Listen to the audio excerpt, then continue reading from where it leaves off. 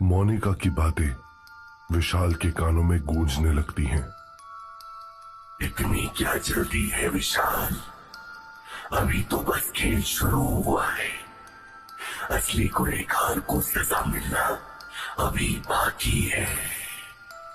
मोनिका की बातें सुनकर विशाल हारा हुआ सा घुटनों के बल गिरकर बैठ जाता है। विशाल की आंखों में आंसू आ जाते हैं क्योंकि उसकी आजाद होने की थोड़ी बची कुची उम्मीद भी अब खत्म हो गई थी। विशाल को अपने कानों पर भरोसा नहीं होता और वो फ्रस्ट्रेट होता हुआ चिल्लाकर मोनिका से पूछता है, अब कौन बाकी रह गया है? तुम्हें जिसने मारा उसे मार तो लिया तुमने। तब मोनिका ने विशाल के सवाल का जवाब देते हुए गुस्से में कहा, इसने तो सिर्फ उस कबीले के कहे पर मुझे मारा था, लेकिन इस सब के पीछे की जो असली वजह है उसका नाम है सूर्य प्रकाश चौधरी। ये नाम होटल के हर कोने में गूंजने लगा। ये सुनते ही विशाल की आंखें हैरानी में बड़ी हो गई और उसने मोनिका से पूछा, क्या तुम हरियाणा के एमएलए सूर्य प्रकाश चौधरी की बात कर रही हो? मोनिका ने विशाल की आंखों में देखते हुए कहा, वही एमएलए। विशाल ने आगे कहा, लेकिन मैंने तो सुना है कि वो बहुत ही भले इंसान है। उन्होंने क्या किया है तुम्हारे साथ? विशाल की बात सुनकर मोनिका का गुस्सा अचानक से और बढ़ गया। वो लाल लाल आंखें किए विशाल को घूरती हुई बोली, भला इंसान? वो कोई राजनेता या भला इंसान नहीं है। वो तो एक दरिंदा है, दरिंदा। इंसान के भेष में छुपा खतरनाक देशी भेड़िया है वो। ये सुनकर विशाल एक टक बस मोनिका को देखता रहा। तभी अचानक बोलते बोलते मोनिका की आंखें नम हो गईं और वो कहीं यादों में खो गई। और कुछ देर की खामोशी के बाद मोनिका बोली, আমাকে कोलकाता থেকে নিয়ে এসেছিল वो आदमी। मुझे कोलकाता से हरियाणा नौकरी देने का लालच देकर ले आया था। इतना कहकर कुछ सोचते हुए मोनिका के चेहरे पर हल्की सी मुस्कुराहट आ गई और उसने कहा, यह बात तब की है जब मैं सिर्फ 16 साल की थी। खुशियों से भरी हुई थी मेरी दुनिया। আমাদের छोटा सा परिवार जिसमें मेरे बाबा, माँ, मैं और मेरा प्यारा सा छोटो भाई था। बहुत खुश थे हम अपनी दुनिया में। लेकिन वो कहते हैं ना, खुशियां ज्यादा दिन तो रहती नहीं है। ठीक ऐसा ही हुआ था हमारे साथ। बंगाल में अचानक बाढ़ आ गई थी जिस वजह से हमारी जमीन को काफी नुकसान पहुंचा। सारी फसल बर्बाद हो गई। हम लोग दाने दाने को मोहताज हो गए। हमारा घर, जमीन, सब कुछ बिक गया। और इन सब परेशानियों के बीच मेरे बाबा को किसी ने उस कमीने के बारे में बताया कि हरियाणा के रोहतक शहर में एक पॉलिटिशियन है जो काफी अच्छे काम करता है, सबकी मदद करता है, लड़कियों को काम दिलवाता है और फिर बाद में अच्छे परिवारों में उनकी शादी भी करवाता है। इन सब के साथ साथ वो लड़कियों के घर वालों को पैसे भी देता है। मोनिका की बातें सुनकर विशाल हैरान परेशान सा उसे देखता रहता है और बोलता है, फिर आगे क्या हुआ? मोनिका ने उदास सी मुस्कान के साथ कहा, फिर क्या होना था?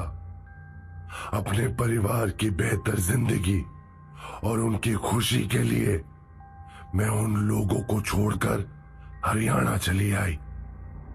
मेरे ही जैसी 15-20 लड़कियां और भी थी मेरे साथ। सभी को वहां पहले तो काम दिया गया, लेकिन धीरे धीरे एक एक करके झोंक दिया गया देह व्यापार के दलदल में। ना चाहते हुए भी हम सभी लड़कियों को अपना शरीर ही नहीं था, अभी और भी बुरा होना बचा था। एक दिन वो कमीना एमएलए वहां आया और उसकी गंदी नजर मुझ पर पड़ी। वो मुझे अपने साथ अपने फार्म हाउस ले गया, जहां जब भी उसका मन करता तब वो मेरे साथ रेप करता। मेरे मना करने पर मुझे बेरहमी से मारा जाता। मैं एक जिंदा लाश बन गई थी। मैं अपनी मां से मिलने के लिए तड़पती थी, अपने बाबा और भाई को गले लगाने के लिए एक एक दिन काट रही थी। इतना कहते कहते मोनिका की आंखों से आंसू बहने लगते हैं और उसकी बातें सुन रहे विशाल की आंखें भी नम हो जाती हैं। विशाल ने कभी सपने में भी नहीं सोचा था कि मोनिका के साथ इतनी कम उम्र में इतना बुरा हुआ था।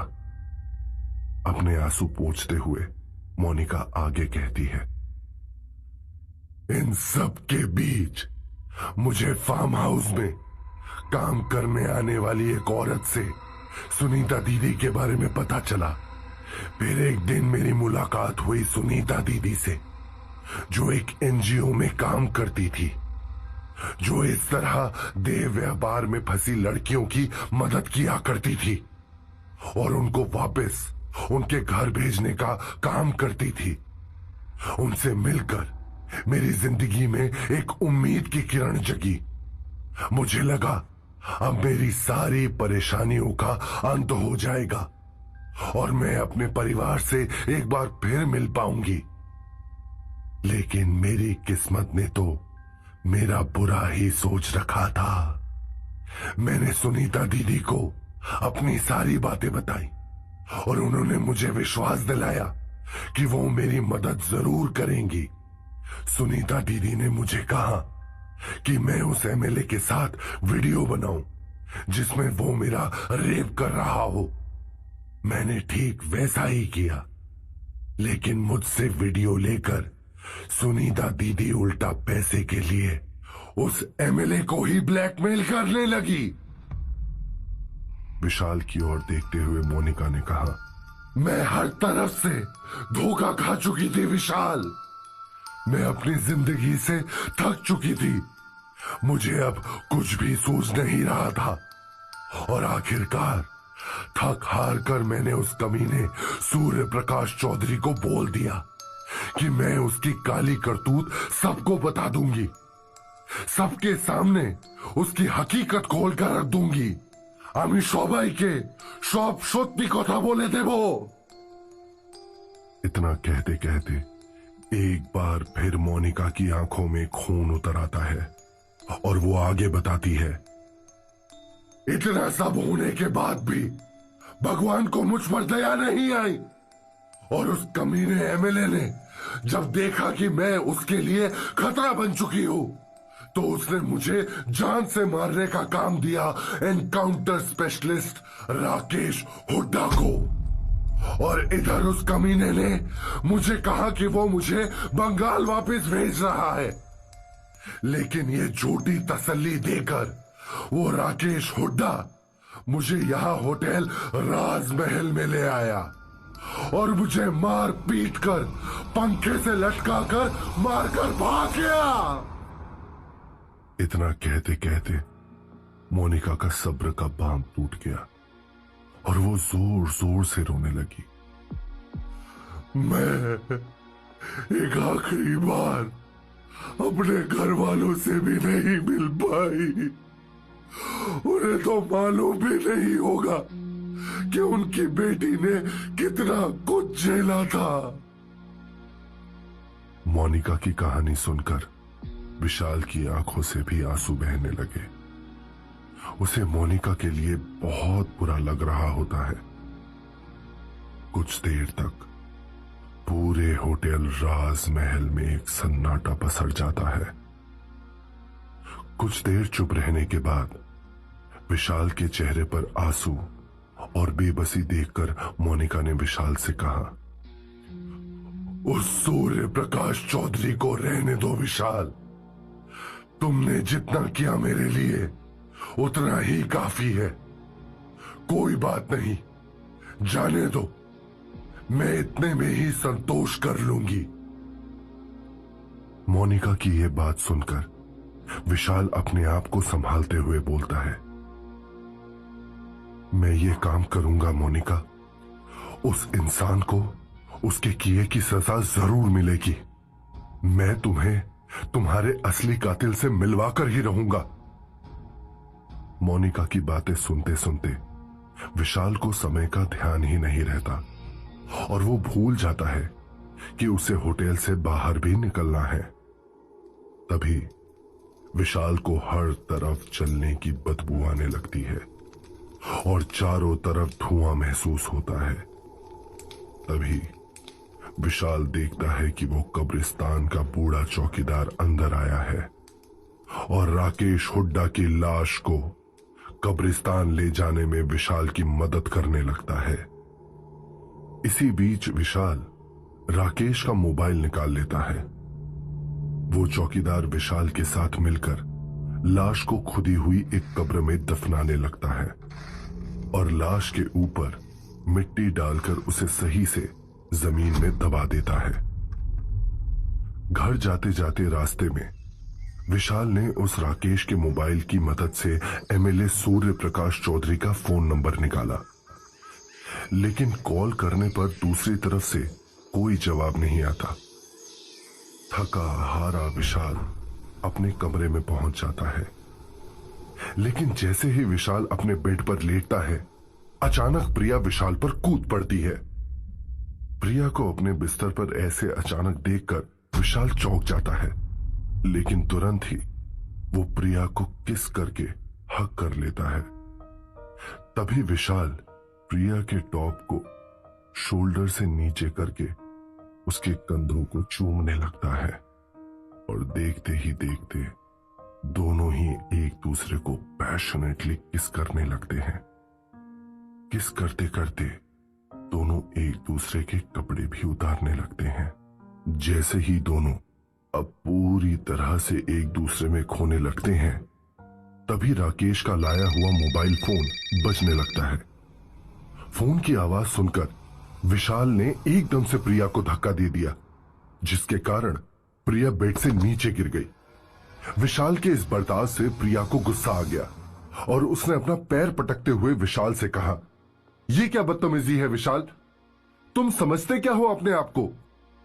प्रिया की बात सुनकर विशाल उससे कहता है, बस 1 मिनट बेबी, ये कॉल मेरे लिए मेरी जान से भी ज्यादा इंपॉर्टेंट है। विशाल की बात सुनकर प्रिया ने गुस्से में कहा, ये किसका फोन लेकर घूम रहे हो विशाल?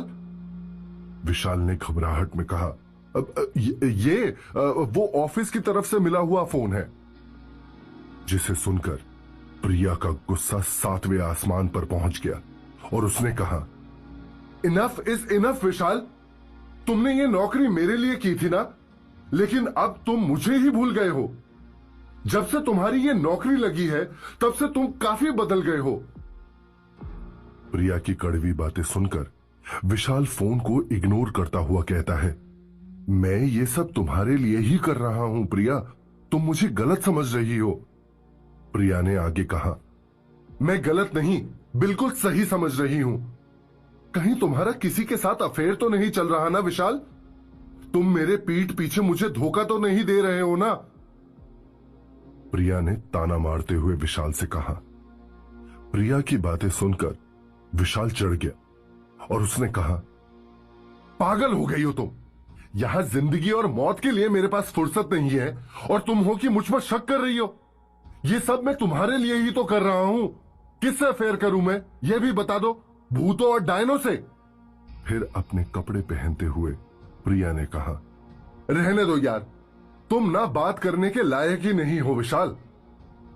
इतना कहकर प्रिया कमरे से बाहर निकल जाती है। प्रिया को नाराज जाता हुआ देखकर गुस्से में विशाल ने जोर से अपना हाथ दीवार पर मारा और मायूस होकर बोला, जिंदगी बर्बाद हो गई है मेरी।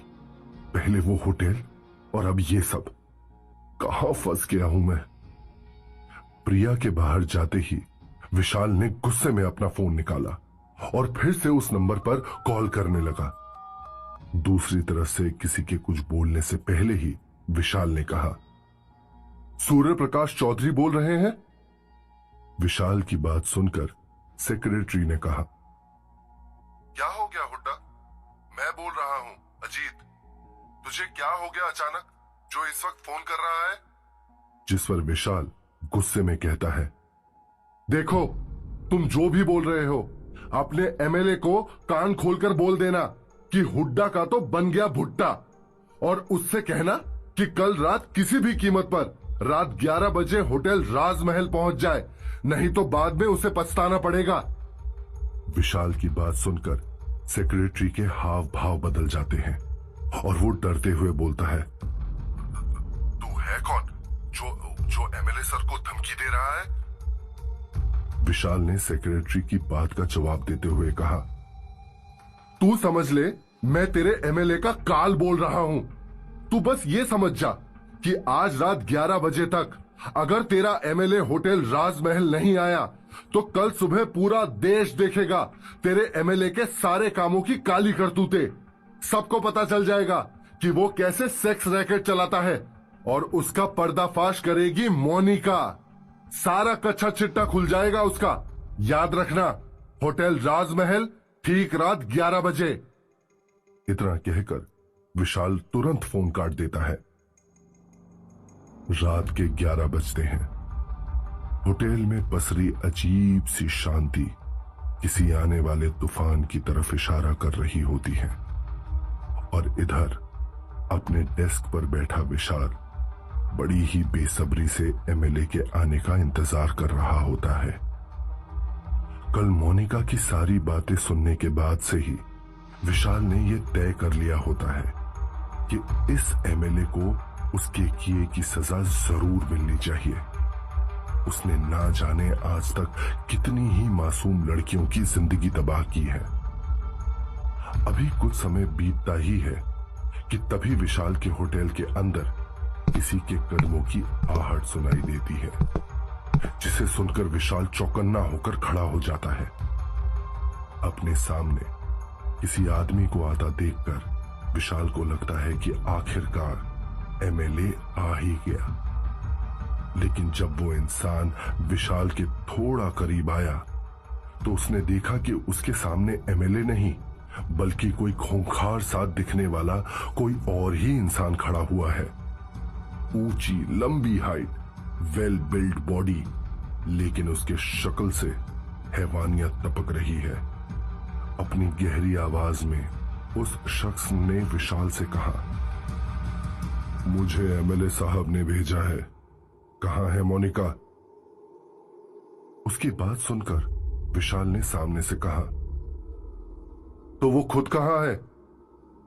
विशाल का सवाल सुनकर उस शख्स ने चिढ़ते हुए कहा, वो आ जाएंगे। मामला क्या है पहले तू मुझे तो बता। विशाल ने जवाब देते हुए कहा, इस होटल में तुम्हारे एमएलए के खिलाफ सबूत मिले हैं और अगर वो यहां अभी के अभी नहीं आया ना तो उन सारे सबूतों को मीडिया के सामने रख दिया जाएगा। फिर देखना क्या अंजाम होगा उस एमएलए का। विशाल की बात सुनकर उस हैवान से दिखने वाले शख्स ने विशाल से कहा, तुम 2 मिनट के लिए बाहर आओ, कुछ बात करनी है। विशाल हां में सिर हिलाते हुए उसके साथ बाहर जाने के लिए तैयार हो जाता है। रिसेप्शन डेस्क से बाहर निकलते ही विशाल को अपने कान में आवाज सुनाई देती है, मत जा, खतरा है तुझे, बाहर मत जा। तभी दूसरे कान से आवाज आती है, जा बाहर जा, इस आदमी को सबक सिखा दे। लेकिन विशाल किसी आवाज की तरफ कोई ध्यान नहीं देता और बोला, जाना तो पड़ेगा। इतना कहकर विशाल उस शख्स के पीछे पीछे बाहर चला गया।